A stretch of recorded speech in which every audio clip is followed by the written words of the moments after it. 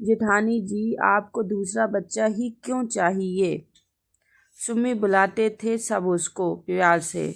सुषमा नाम तो सिर्फ स्कूल में ही सुनती थी। वह अपने भाई बहनों में सबसे बड़ी होने की वजह से बचपन से ही जिम्मेदारी लेना उसके स्वभाव में ही आ गया था।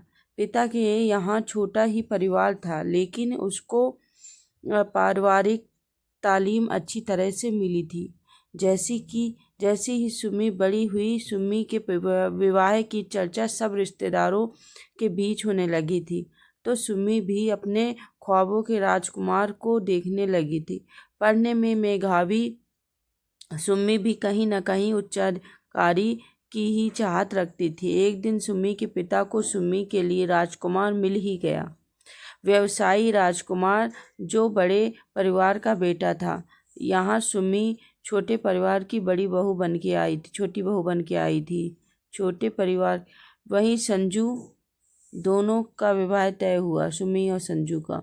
संस्कारी सुम्मी ने नई दहलीज पर अनेक ख्वाबों को संजोकर कदम रखा। कुछ ख्वाब मुकम्मल हुए तो कुछ अधूरे ही रह गए। सुम्मी को जहाँ छोटे परिवार के अनुसार थोड़ा सामान बनाने की आदत थी, वहीं सुम्मी के परिवार में ज़्यादा सामान बनाने की सीख मिली। नई बहू के आने से न केवल बच्चे खुश थे, बल्कि उसके संस्कारों ने उसके बुजुर्ग सास ससुर को भी गांव से शहर ही बुला लिया था।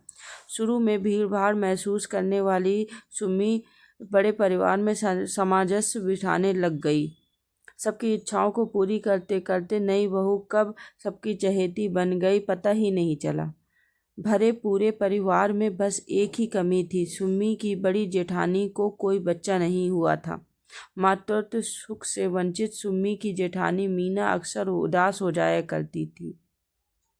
सुम्मी के दूरदर्शी आंखों ने मीना का दर्द समझ लिया था और अपनी पहली ही संतान को जेठानी को देने की बात अपने पति संजू से कही। संजू की स्वीकृति के बाद बात मीना तक पहुंची। मीना ने सुम्मी से कहा, मुझे बेहद खुशी है कि तुमने मेरी पीड़ा को समझा और इतना अच्छा हाल बताया, लेकिन मेरी भी एक गुजारिश है कि मैं तुम्हारी पहली संतान गोद नहीं लूंगी। तुम्हें मातृत्व सुख से तृप्त करके ही मैं माँ बनूंगी। सुम्मी सबसे छोटी होने के कारण सुम्मी की सास उसे नई बहू ही पुकारती थी। नई बहू के सराहनीय फैसले के साथ बड़ी बहू मीना के समझदारी भरे फैसले पर सुम्मी की सास ने मुहर लगा दी। कुछ समय पश्चात सुम्मी एक बेटे की मां बन गई। बेटा बड़ा होने लगा, सुम्मी भी अपने वादे को पूरा करने की ओर अग्रसर होने लगी। सुम्मी दोबारा मां बनने वाली थी। उसने जेठानी से निश्चय करवाया कि ये बच्चा आपका ही होगा।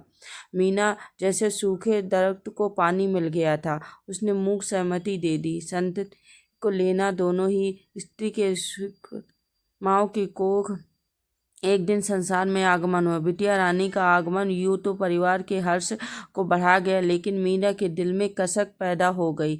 उसने सुम्मी से कहा, देखो सुम्मी, तुम्हारा परिवार पूरा हो गया। मुझे लगता है गुड़िया को तुम्हें ही रखना चाहिए।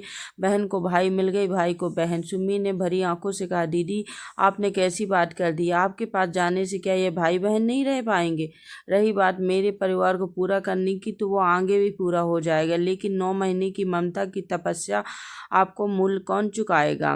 भाव विभोर होकर मीना ने गुड़िया को अपने सीने से लगा लिया और ममता से वर्षों सूखे स्तनों में देवरानी जेठानी गले लगकर प्रेम अथाह सागर में डूबने लगी। सुम्मी की सास की अनुभवी आंखें दोनों बहुओं का आपसी प्रेम देखकर बलिहारी गईं। Thank you for watching my channel. Please like and subscribe. Thank you.